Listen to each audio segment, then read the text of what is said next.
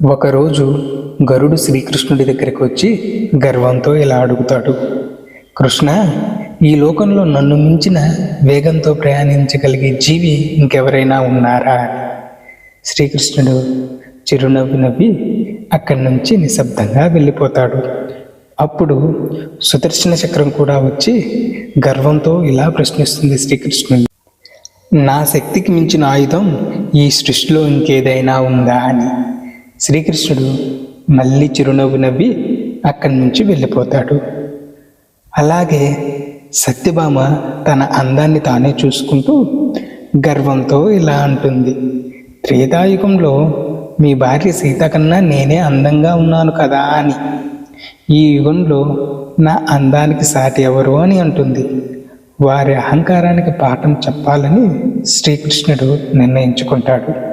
అప్పుడు శ్రీకృష్ణుడు గరుణ్ణి పిలిచి ఇలా ఆజ్ఞాపిస్తాడు, హిమాలయ గుహల్లో తపస్సు చేస్తున్న మహావానరుడు హనుమంతునికి ద్వారకలో సీతారాములు నీ కోసం వేచి ఉన్నారు అని చెప్పు.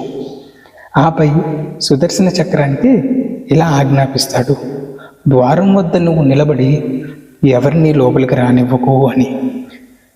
అలాగే సత్యభామను పిలిచి నువ్వు వెళ్ళి మహారాణిలా అలంకరించుకొనిరా అని చెబుతాడు. గరుడు హిమాలయాలకు వెళ్ళి ఆ విషయం చెప్పేలోపే హనుమంతుడు గరుడు వేగానికన్నా కొన్ని 1000 రెట్లు అధిక వేగంతో ద్వారక వైపు దూసుకొని వెళ్తాడు.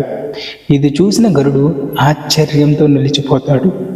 హనుమంతుడు ద్వారక చేరుకొని రాముడి రూపంలో ఉన్న కృష్ణునికి సాష్టాంగ నమస్కారం చేస్తాడు.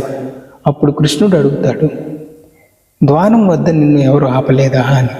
హనుమంతుడు చిరునవ్వు నవ్వి, స్వామి, ఒక చక్రం నన్ను ఆపేందుకు ప్రయత్నించింది, కానీ దానితో యుద్ధం చేస్తే మీ దర్శనం ఆలస్యం అవుతుందని దాన్ని నేనే మింగేశాను అంటాడు. హనుమంతుడు సత్యభామ వైపు చూసి అడుగుతాడు, స్వామి, ఈ చెలికత్తె ఎవరు? నా సీతమ్మ తల్లి ఎక్కడ ఉంది అని. ఈ మాటలతో సత్యభామ అందంపై ఉన్న గర్వం పూర్తిగా కరిగిపోతుంది. ఇలా శ్రీకృష్ణుడు హనుమంతుని సహాయంతో గరుడు, సుదర్శన చక్రం మరియు సత్యభామ ముగ్గురి అహంకారాన్ని తొలగించాడు. చూశారుగా శ్రీకృష్ణుడి యొక్క తెలివి. జై శ్రీకృష్ణ అని కమెంట్ సెక్షన్లో కమెంట్ చేయండి. గర్వం వదిలి జీవించండి. మా ఛానల్ని సబ్స్క్రైబ్ చేసుకోవాల్సిందిగా కోరుకుంటున్నాను.